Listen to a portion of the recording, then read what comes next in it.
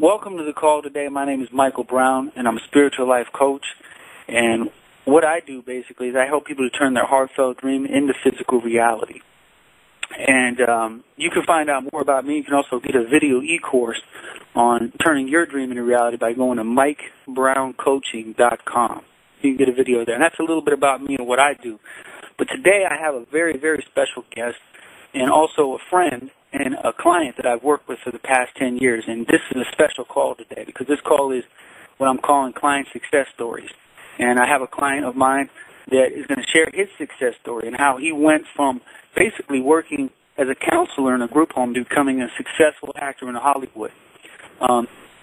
This young man's name is Kaleti Williams. He's a Hollywood actor with more than 40 credits to his names, which include movies, commercials, and TV shows. He's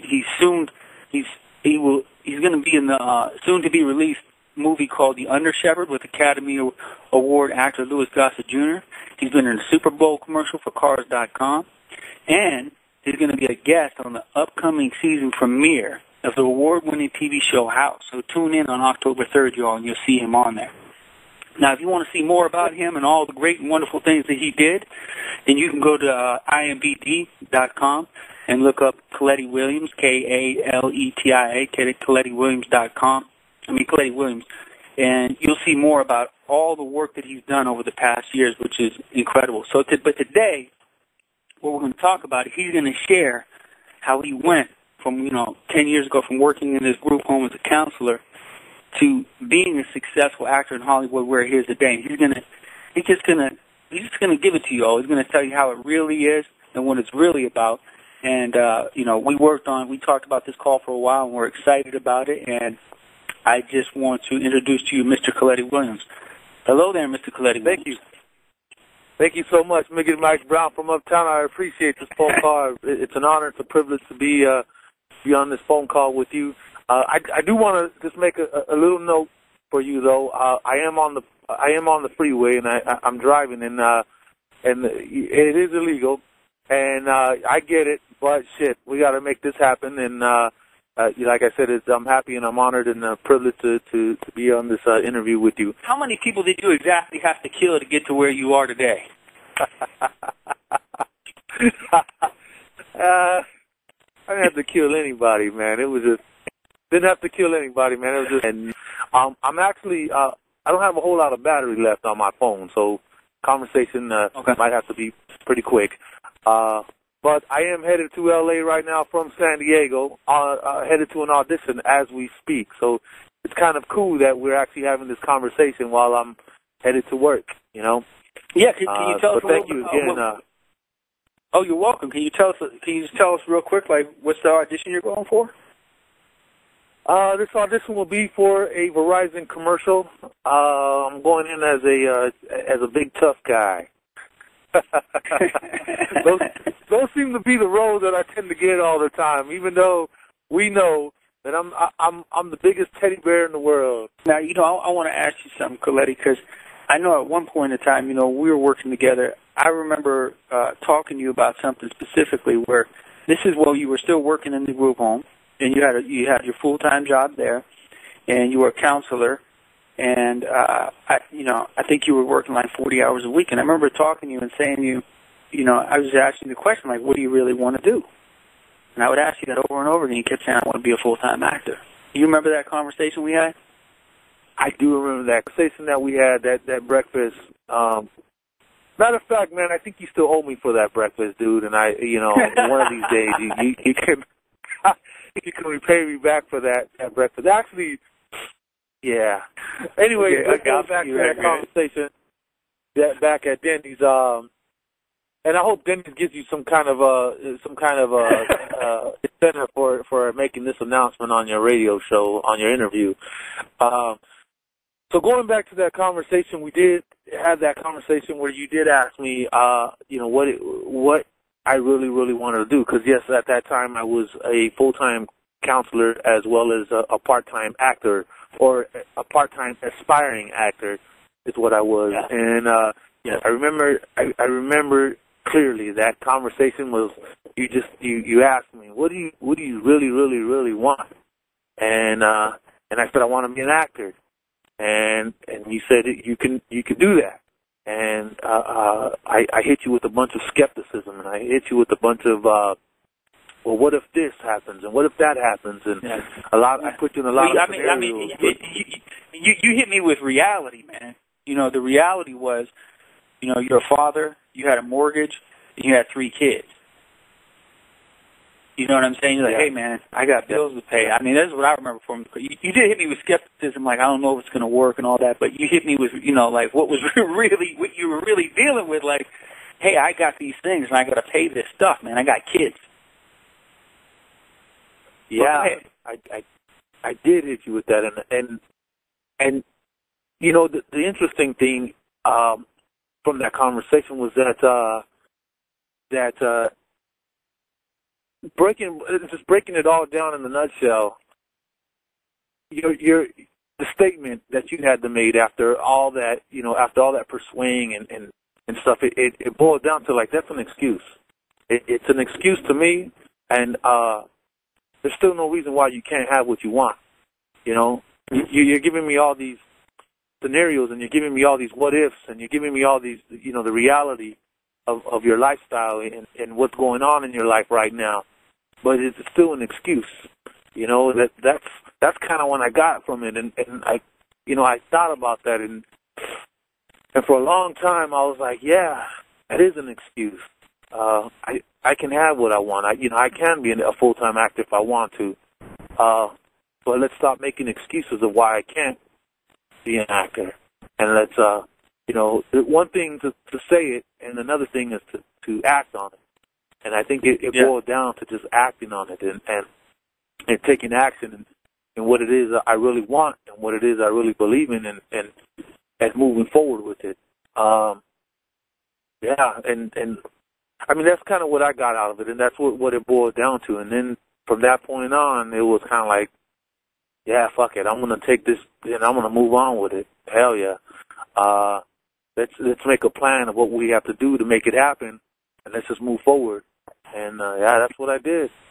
I just, you know. And You did do it, too. I remember we made that plan, and from what I recall, you know, you left that job, and then you just committed yourself, like you know. And can you tell us a little bit about that? Like, that seemed like a turning point right there at that moment, that conversation, because then you said, "Okay, I'm going to do it." Like, you were all in. I'm gonna do it. You left that job, and then you were in. Can you tell us what it was like from that point on? Like, once you said, you know, I mean, here you are. You got 3 kids. You got a mortgage. You live in San Diego. You're driving back and forth. You guys don't know this, but he lives in San Diego, and he drives back and forth from L.A. to do interviews. They're not interviews. What are they? They're auditions. And so what? And like, tell us what that was like once you said, "I'm doing this." Well, I you know, I'm a firm believer in God, first of all, and I always say this thing: "Good Lord, Lord, what a gift! God's good." I always, you know, God is gonna put, you know, is gonna create your destiny. You know what I mean? And it was unfortunate that I got terminated from the social service business. But what a gift! There was a meaning behind it, you know, and it was kind of like one of those things. It's a fight or flight. You know, most individuals, most human beings will, you know, if something should happen, then you got to kind of like fight or flight. And when I got terminated from the social service business, I wanted to take on acting full time, and I said, yeah, let's do it. Let's, you know, I'm gonna go for it. And can I speak to something about that real quick? Because I don't want to bypass this, because this is really important. I want people to hear this, man. Because I remember that. I remember when you got fired from that job. Because you had done that. We worked there for what, 10, 14? You worked there for many years, I remember. And you were hurt, man. You were upset. I remember that. Because I remember we were having a call, and you were upset about that. And a lot of your energy was starting to go towards, you know, this organization, or like what they did to me. And I remember this was happening. And I remember this distinctly. And I remember I stopped you and I said, hey, man, you know, like right now, man, you know, you just said you wanted to be a full-time actor. at that table, and that happened like I think in the next week, man, that they fired you. And and then I said, hey, remember the conversation we had last week? And you were like, yeah, I remember. I said, so maybe they did you a favor. And I said, now you could pour all your energy, arguing and fighting with them about why they did it to you, because you were a little bit in a why me, why'd you do it to me, and you were a little upset and you were a little hurt. And I said, well, you could take all that energy and just direct it into acting. And I remember that moment in time. You're like, yeah, you're right, and you just took it and you redirected it. And, I mean, you did, man. Like you did that on a dime, and you put it all into, I'm putting my energy into this. And so, I really want to honor and commend you and acknowledge you for that, because it took something to let that go. Those past 10 years of all that good work that you did with those kids, you basically, you let all that go and said, this is what I'm doing now.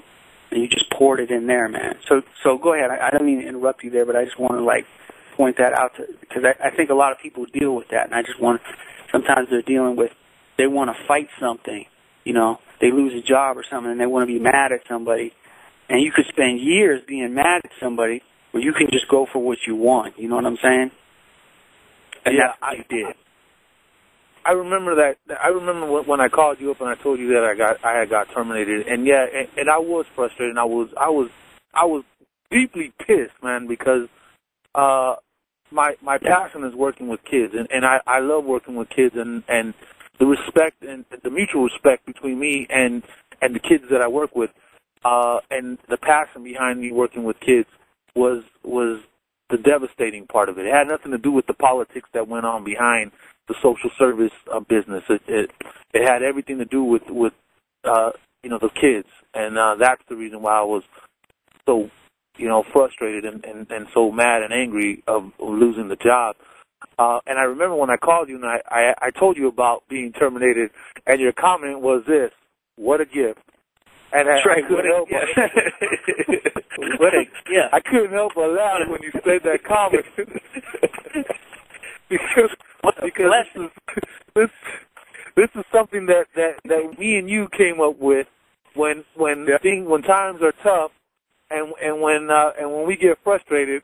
Instead of getting pissed off at the world and pissed off at the fact that or the event, it was like we have to take a step back and say, what a gift, because it is a That's gift. Right. It is a gift to lose like a job, and it's like closing one door or closing one chapter of your life and having the opportunity to move on to another chapter of your life. And so it was a gift to get terminated, man. It wasn't a gift to the kids.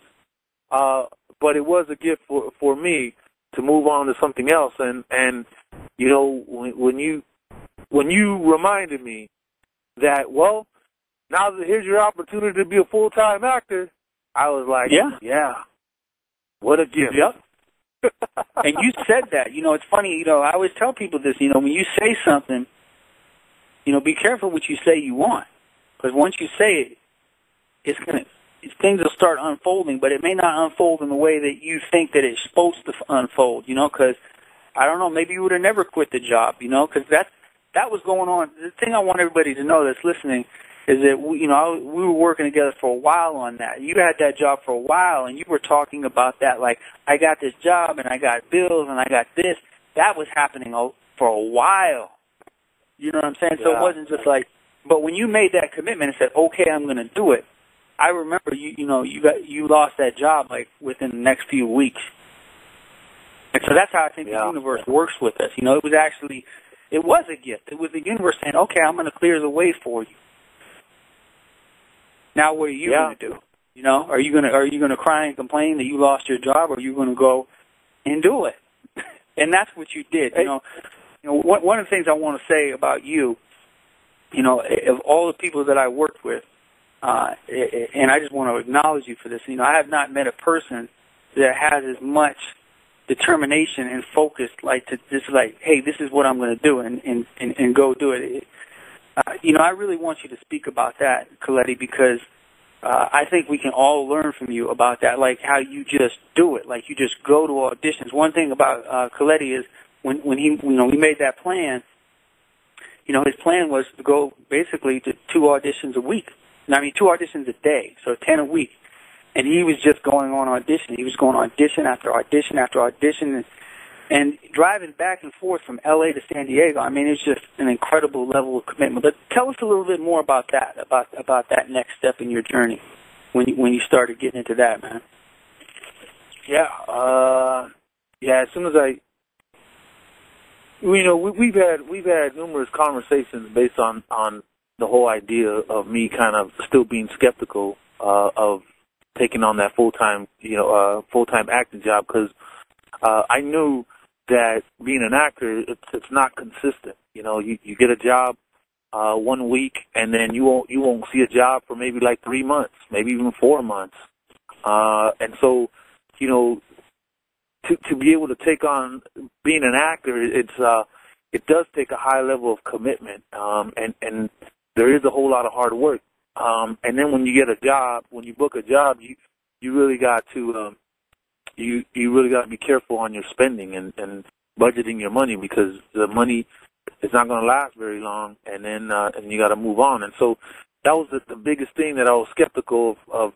It was just not having that consistent flow of cash, that paycheck that I get every 2 weeks and stuff like that. And so it was a bit scary, and I wasn't sure how I was going to go about doing it. But I remember one time when I was talking to you, and I told you about all these what ifs, and you're like, man, you know what you sound like, Kaleti? You sound like, wah, wah. You sound like a little baby, And that was another thing that kind of made me laugh and made me kind of really kind of like snapped out of it. So yeah, you know what? You're right. I do sound like a little baby. And and then I took the money the money that I had, and I invested into my craft. I started taking classes, and I started getting headshots, and acting is a business. And you're the product. It's a business of you. You're the product, and you got to sell yourself. So whatever it is you got to do to enhance your skill, your experience, it's an investment. And I took it on full go. I said, fuck it. This is what I'm going to do. There was a lot of challenges, as you mentioned. A lot of auditions that I had to go on, and out of the 99 auditions that I went on, I booked 1 role, and that's hard. A lot of people can't deal with that. A lot of people can't cope with that. But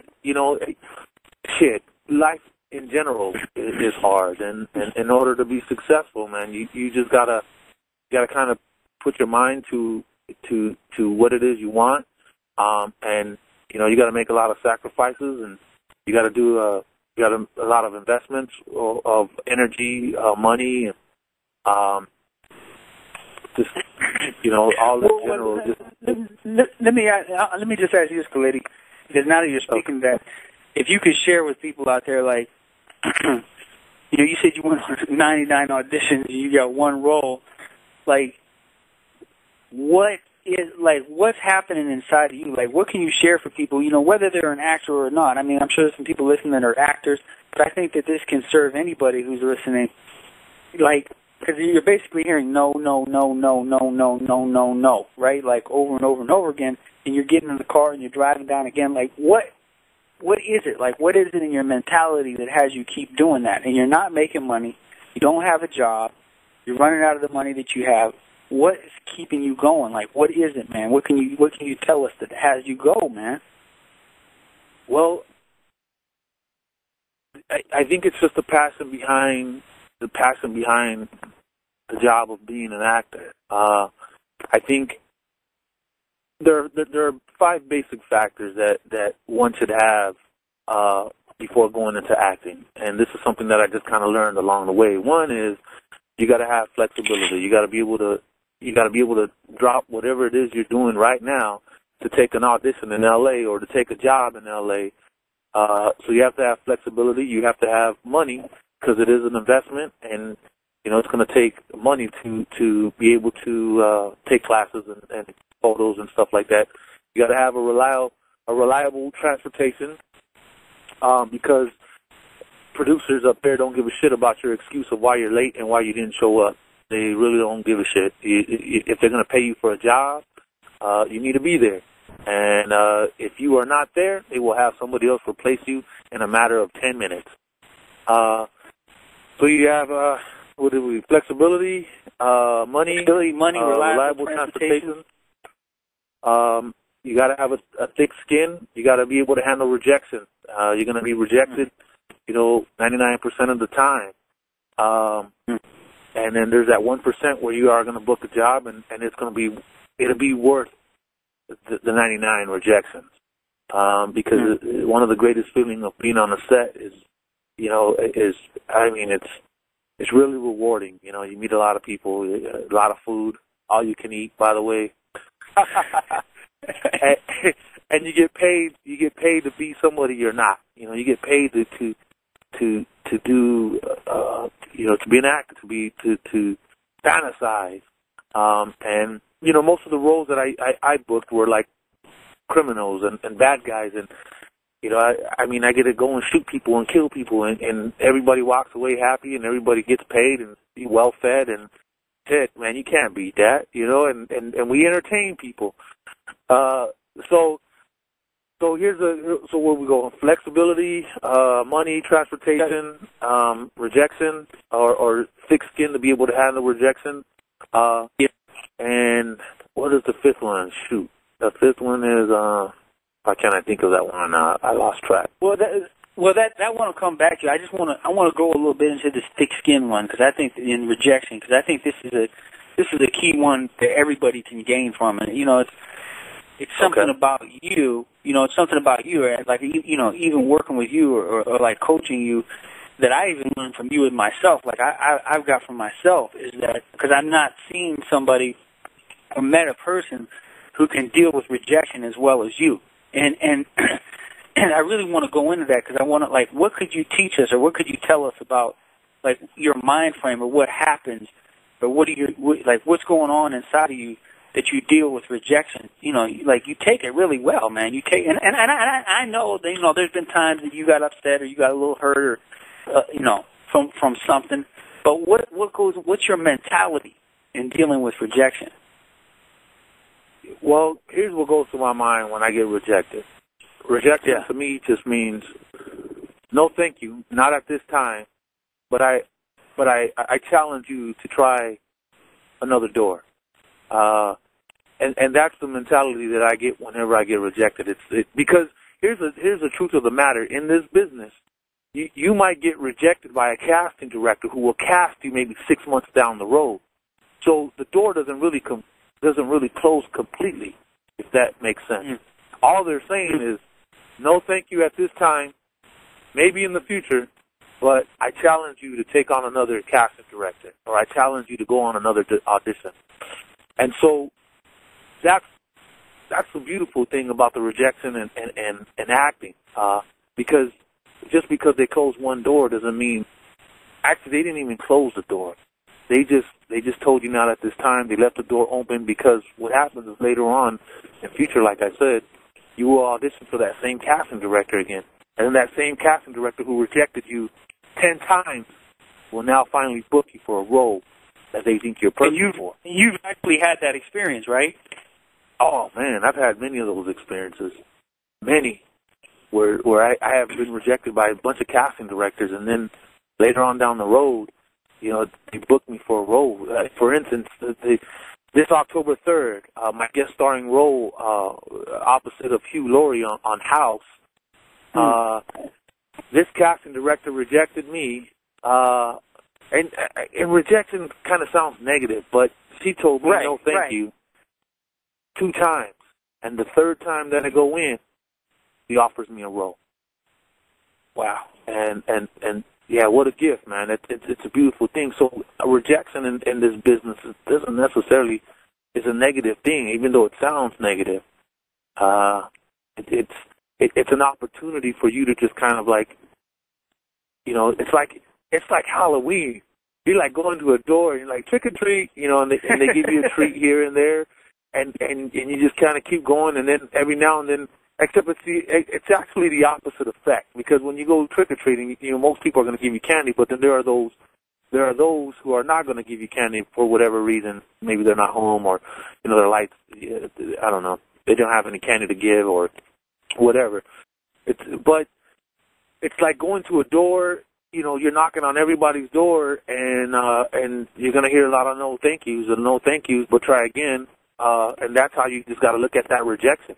It's just, rejection to me just means no thank you at this time, but I challenge you to try somebody else, or I challenge you to audition for something else. I get that. So you're imagining that they're saying that to you. Yes. That's powerful. That's powerful. That's simple. And so that's kind of what had you deal with rejection. Did you have moments when you would go in and they said no and you were a little frustrated, and you just tell yourself that and then it kind of goes away? Is that how it works for you? Well, after auditioning so many times, you start to build. The first times of auditioning, it's exciting, and every time you go in for your audition, it's like you can't wait to get there and show a performance. And then when you get rejected, at the beginning, it was kind of frustrating, because you're like, wow, how am I going to pay my bills? I ain't got a job, and at that point in time, it's like, you just lost a job. You lost an opportunity for a job, and your mortgage payments are still coming in. Your car payments are still coming in. They don't give a damn. They want their money. So it does get frustrating after a while, but then the interesting thing is that, and the magic happens when you decide to let go. When you decide to go into these auditions like you don't give a damn. You go into these auditions and you go and you give them a performance and you forget about it. You just let it go. You go in, you give a performance, and as soon as you come out of there, you throw everything behind you and you move forward. Don't even look back. And if you get the call that you got the job, that's just a plus. But I wouldn't expect it. I wouldn't worry about it too much. You just go in and you do your thing, because sometimes casting directors and producers, they're not exactly sure what they're looking for. Sometimes they just want to audition a group of people and see who can bring an idea to what they're looking for. So, and that goes back to, like I said before, where it's no thank you at this time, but I challenge you to, I challenge you to take on another audition, because you might come in and, you might audition and it's not what they're looking for at that time. But something else might come up, and you might be the one. So I've learned to just do your thing and forget about it, and just move on. And that is something that actually all actors will have to. You will encounter that. When you first get started in this business, everybody's excited about doing their thing, but after you go on so many auditions, you start to learn that an audition is just an audition, and once you're done with it, put it behind you and you move forward. And that's what I've learned along the way. And, I want to speak to something you said about, I think letting go is definitely a key. And because you said something about, I don't know if it's necessarily this, but it's not like, I don't want people to get the impression like, I know you said, you don't give a damn. I know you give a damn, but I just want people to know what the preparation you put into those auditions. So it's like you do everything you can do. It's not like you go in there and say, I'm not going to do anything. Because I know you put a lot of work and preparation in going to those auditions. You do it, and then you let it go. So I just wanted to make that point clear, because it ain't just showing up and just doing whatever. Yeah, that is true. You do still got to put your work in. I like to call it I like to say that it's like polishing up your resume.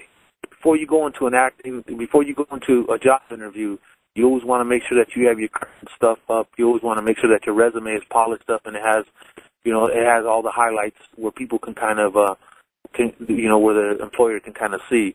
Auditioning is kind of like the same way. You still gotta prepare yourself for the role. You still got to do your research.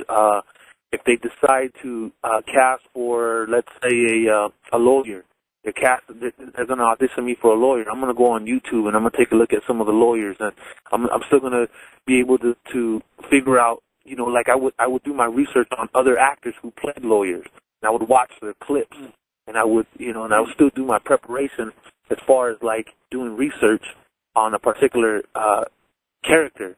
You know, I will request that I get a copy of not just the audition piece that I'm reading, but a little bit more of the script, so I can kind of get an idea of who this character is.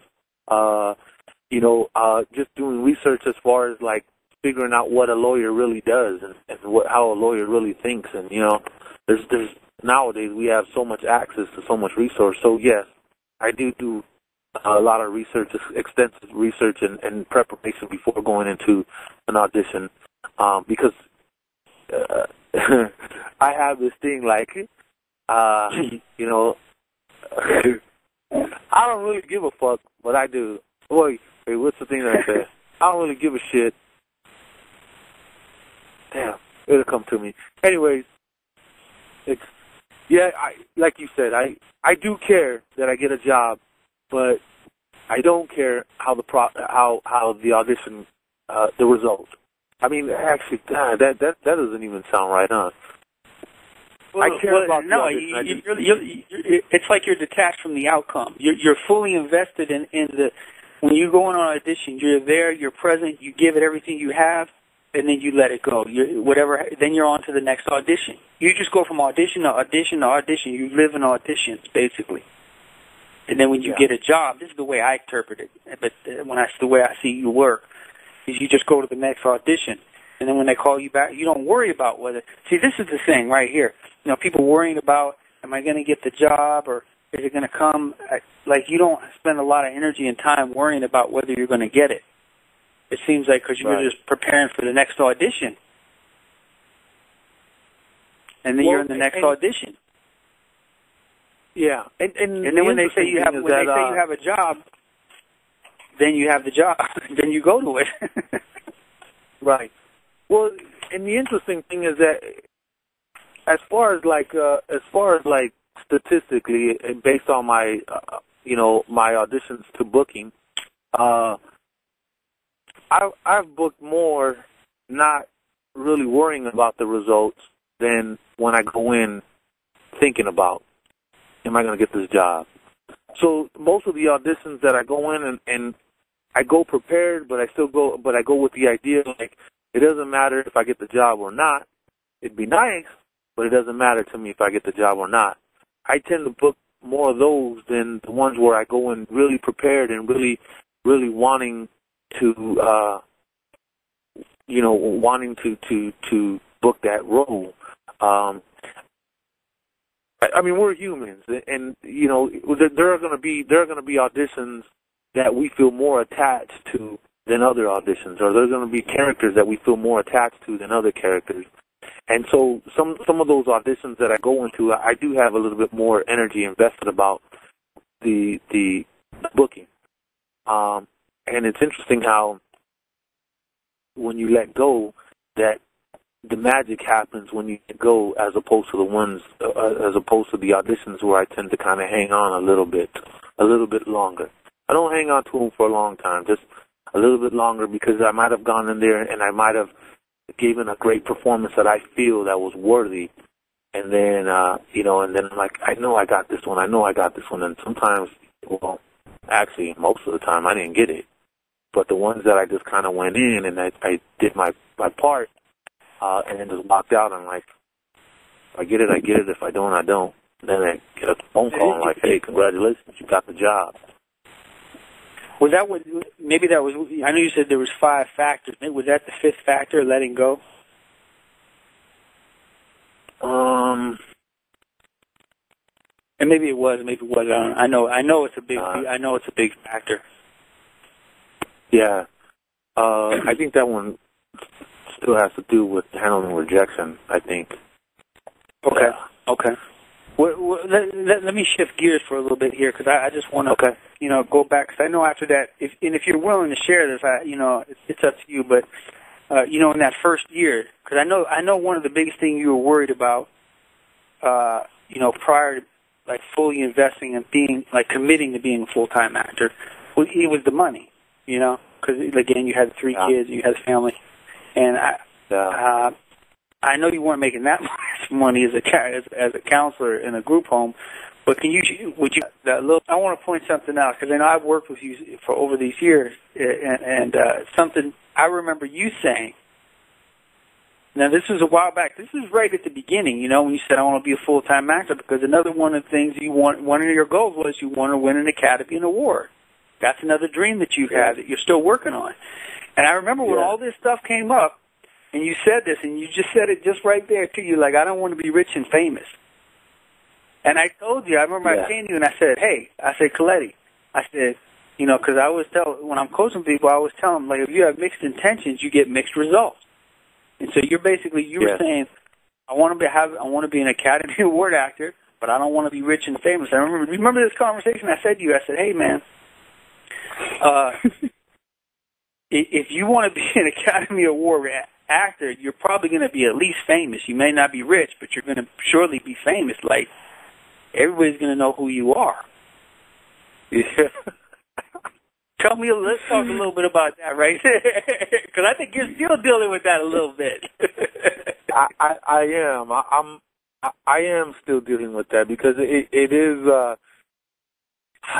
let's see, acting has become a craft to me. It has become an art, and it's become a passion to me. It's not even and winning the Academy Award is the highest honor that you can get as an actor. And you're right. It does sound like a contradiction. I don't want to be rich and famous. I just want to be. I love what I do, and I want to be an actor. But I also want, I do want an Academy Award for a supporting role, that's the specific award that I really want.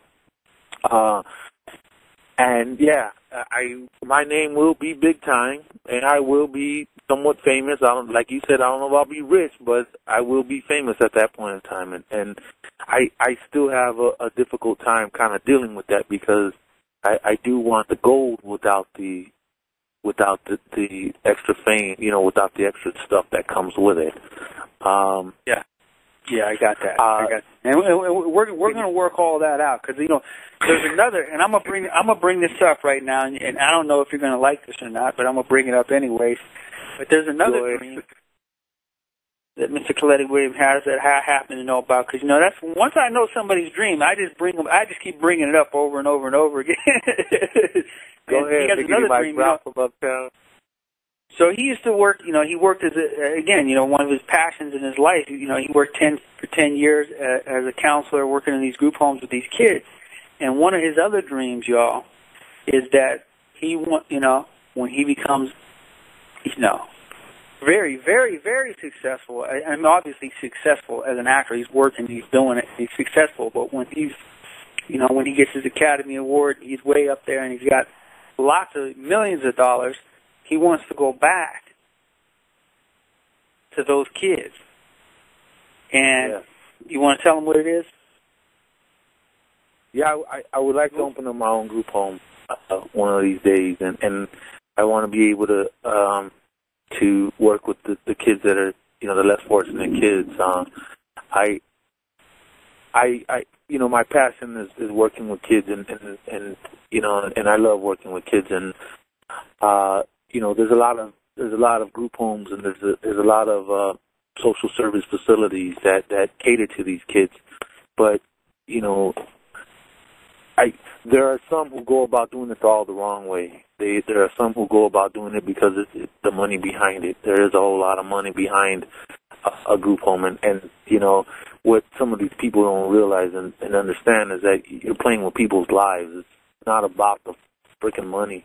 And that was the one thing that used to piss me off, was just that the idea that the money behind it, and everybody wants to go in it for the when they all start off, it starts off as a good intention, but when the money when the money starts coming in, it's interesting how it kind of changes. But I would like to open up my own group home and work with my own kids, yes, sir, and be able to give to them a lot of things that other group homes can't provide for them. You know, being in the entertainment business, a lot of our kids nowadays idolize people in arts, you know, in creative arts, whether it's music, dancing, acting, you know, singing, you know, even professional athletes.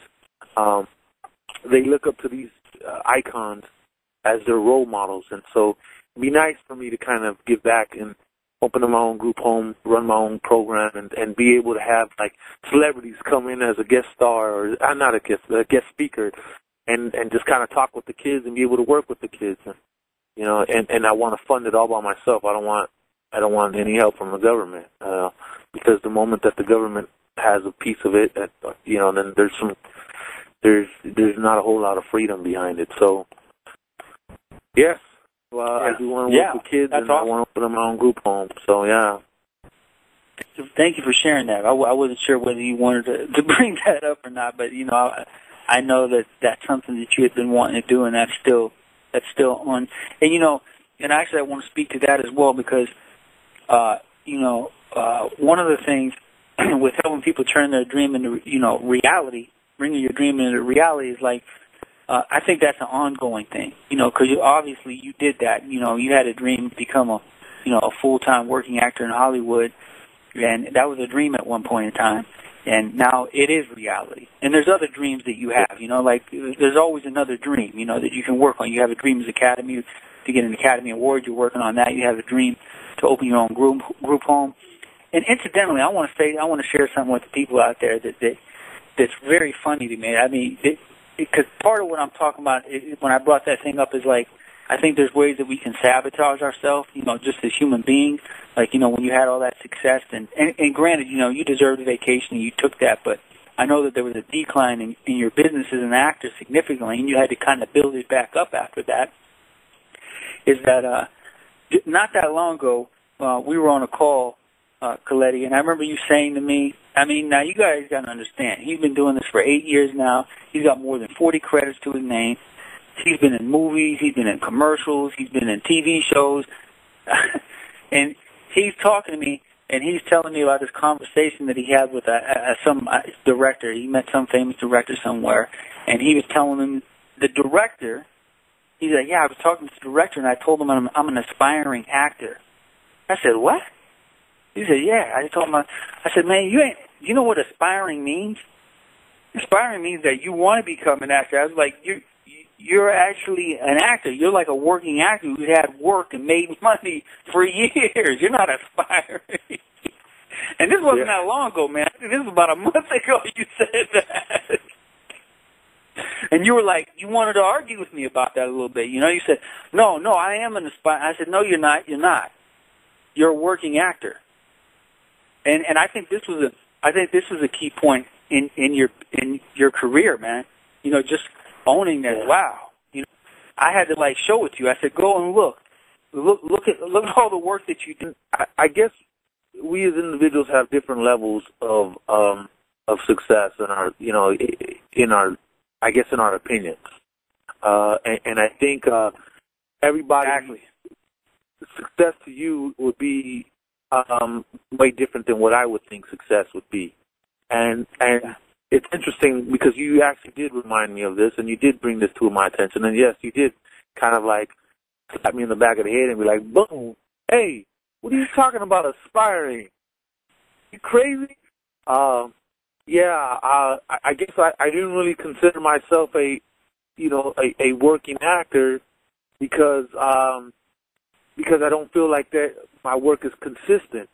But then when you mentioned, let's take a look at what you have accomplished, and you kind of like broke it down, and you're like stage 1, stage 2, stage 3, and you kind of broke it down in stages. Yeah, it took me a while to kind of like really like embrace the fact that I am a working actor, that I am, and you know, by the way, thank you for that, man, because you know, for a long time I still considered myself aspiring, and then and it's interesting because when you brought that to my attention, like the energy and everything flowed different. When I embrace the fact that I am a working actor based on my experience and everything like that, the momentum kind of changed.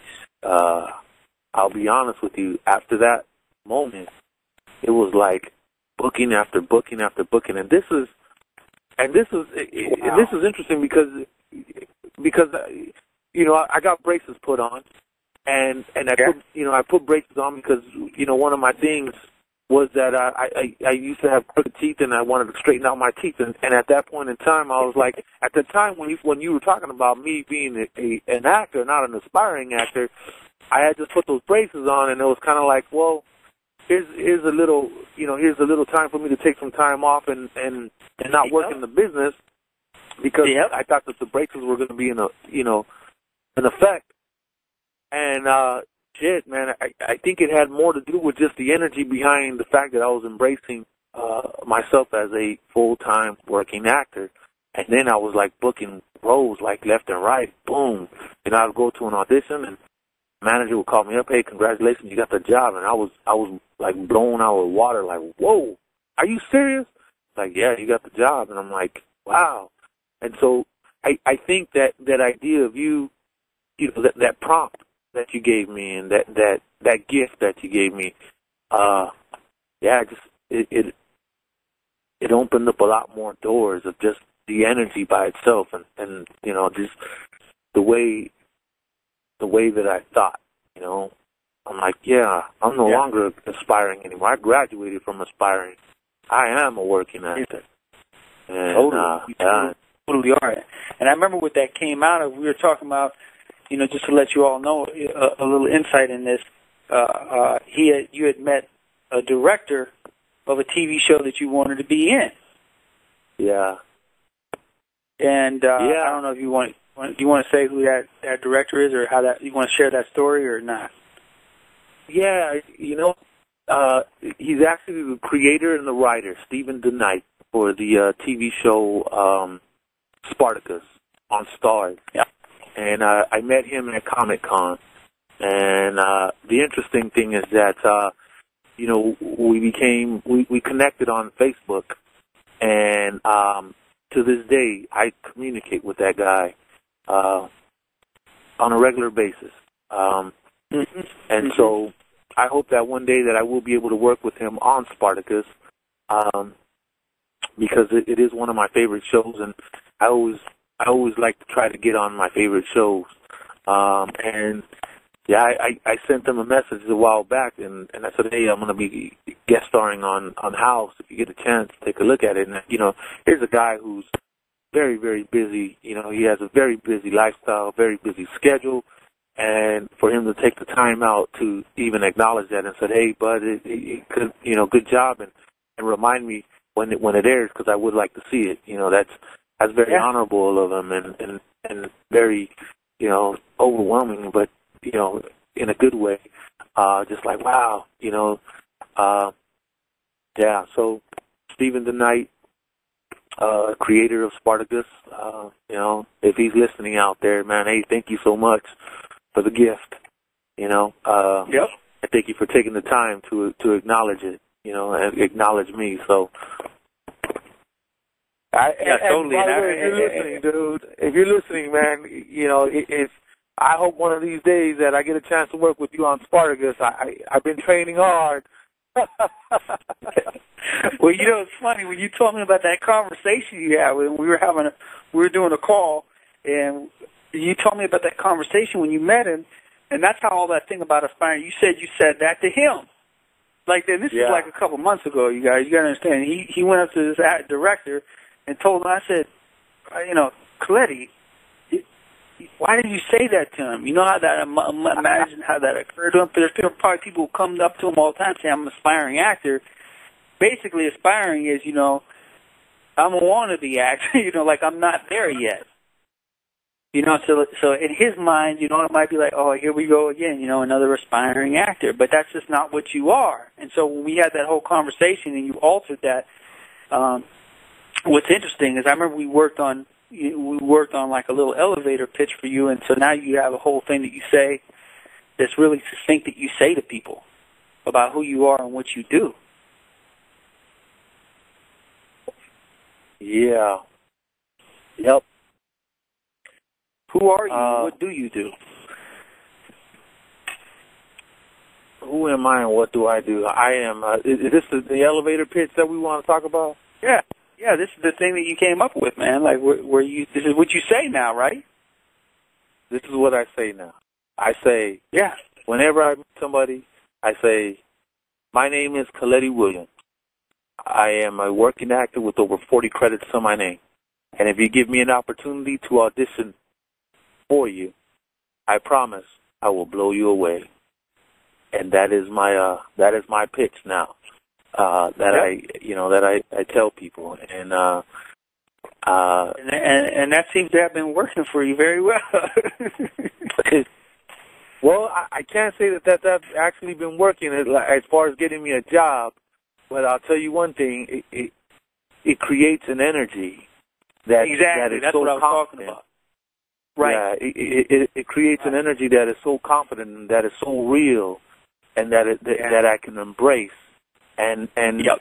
You know, I haven't booked a job out of it, but I'll tell you one thing: it is a great feeling to have. It is a great feeling to embrace something that you strongly believe in, and you can say it.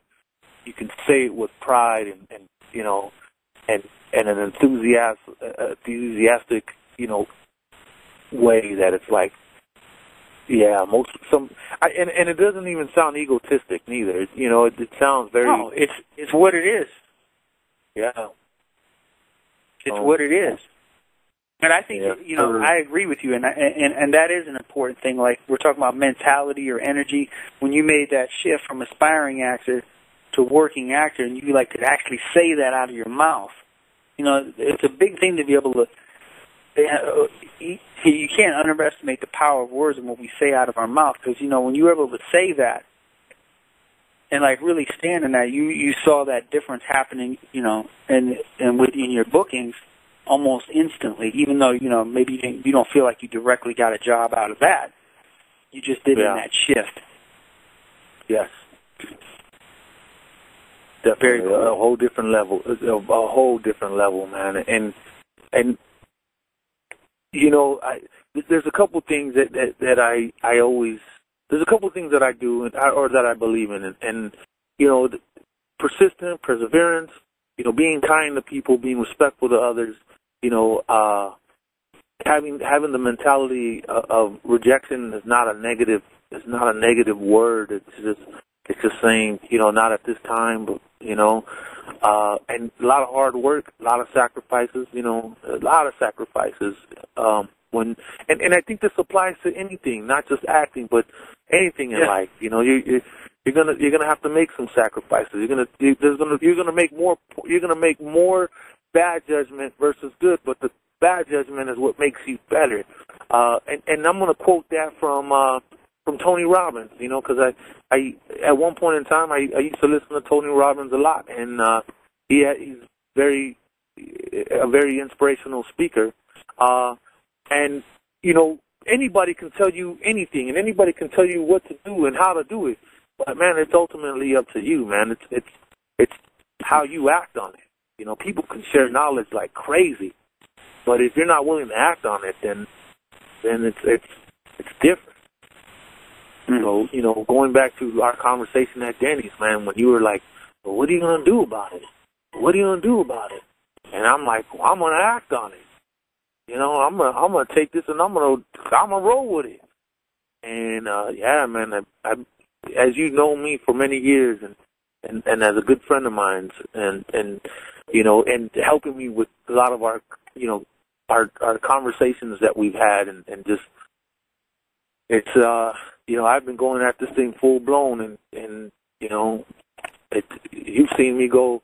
This is an interesting thing because you are one of the few people who have seen me go from one step of the ladder to where I'm at now, and it's a long way, and it was a long accomplishment, and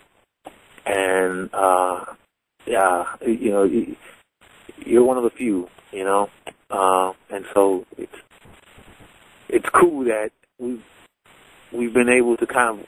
It's almost like it's like you were in this journey of mine the whole time. Yeah. And so, it's kind of it's cool.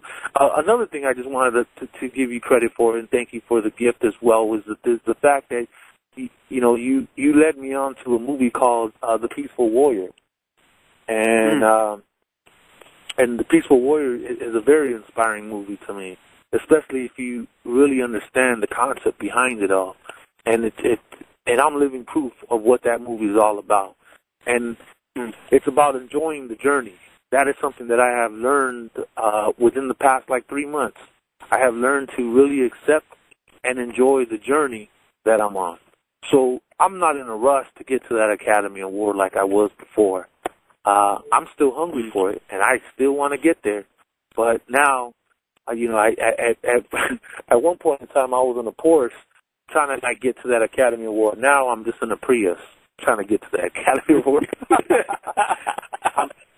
I'm taking my time, and I'm enjoying every moment of it, whether it's bad, good, negative, positive, challenging, rewarding, everything that comes with the journey, the sacrifices, the hard work, the driving back and forth to LA, the money that I'm spending to do this. It's boiled down to that. It's also boiled down to another thing that I've also embraced as well. That what I my goal to be a successful actor has nothing to do with the money. A lot of people who get involved in acting, there's a few who really embrace the art of it and the passion behind it. But there are more people who want to get into this business because of the fame and because of the money. I've learned to accept the fact that it's not about the money with me. It's about the work and it's about the passion behind it, and that also sets another tone as far as my energy because I'm no longer desperate for it, and it's cool. It makes me feel more grounded. I'm more closer to people, and I just overall we've had this conversation where I cringe when people people tell me, "Oh man, you're famous and you've been in this movie and that movie and you've done this and you've done that," and it gets to me because I'm just like everybody else. I just have a job, but I'm no better than anybody. And I'm no different than anybody. I just chose a different kind of job, and it just put me in the limelight, which we talk about this contradiction of mine where I want to be a successful actor, but I don't want the fame that comes with it and stuff. And it's and like you put it, shoot, man, if you win the Academy Award, dude, you're going to be famous, fool. That's right. That's right. That's right. And I'm like, and when that point comes, I'll be calling you up. I'm like, help me deal with this a little bit. Help me explain this to me, and then give me some ideas and give me some opinions on how we can handle this. Because at this point in time, I'm not going to worry about that bridge until I get there.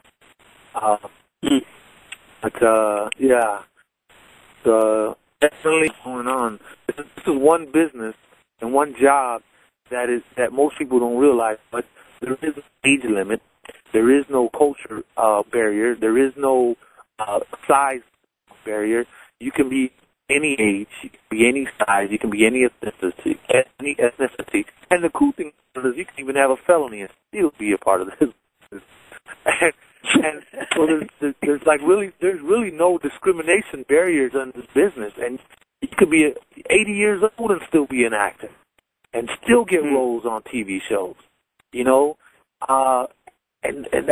we're good. Okay, cool. So, I just want to let everybody know again, my name is, this call has been my first of several client success calls. And, I have Kaleti Williams on here today. And my name is Michael Brown. I'm a spiritual life coach, and basically what I do is I help people to turn their heartfelt dream into physical reality. And you can find out more about me and what I do. You can also get a video e-course that will start you. It's a free video e-course that will start you on, bringing your heartfelt dream into reality by just going to MikeBrownCoaching.com. And you can get that there. And you can also get a copy of the book that I wrote, which is called You Are a Gift to the World, Blessings from My Mom. And you can get that at youareagift.com. And then also about Mr. Kaleti Williams here, you can find out on October 3rd, coming up, is it October 3rd, Kaleti? Yes, October 3rd, yes, on Fox. So on October 3rd on Fox, you will see him as a guest star in the hit TV, Academy Award hit TV show, House. And, if you're listening to this and this is recorded and it's past October 3rd, then you should be able to go back to the archives and find that show. Do you know the name of the show? It was the season premiere for 2011. Was there a title to that specific show, Kaleti? Yeah. What's it called? There's one. House MD is the one show that we're talking about. But on October 4th, I will be co-starring in another TV show called The Ringer on CW with Sarah Michelle Gellar. And then another announcement is that on October 11th, I got a DVD release called The Wasteland. Will be sold in your Target, your Best Buys, your Netflix, that DVD will be released on October 11th. And currently on air is my M&M commercial where I play a genie. There's a guy on a stranded island, and the M&Ms, he makes a wish of M&Ms, and I'm the genie who makes the wish come true. So those are just some of the things that you can catch me in, and some of the upcoming stuff. Kaleti Williams. Awesome. And then there's another movie that's coming out as well that he's going to be in called The Under Shepherd as well. That's still in post-production. I think that's coming out in 2012. But that's with Louis Gossett Jr. and Isaiah Washington, and I think you have a big role in that movie, right? Yes, I have a supporting role.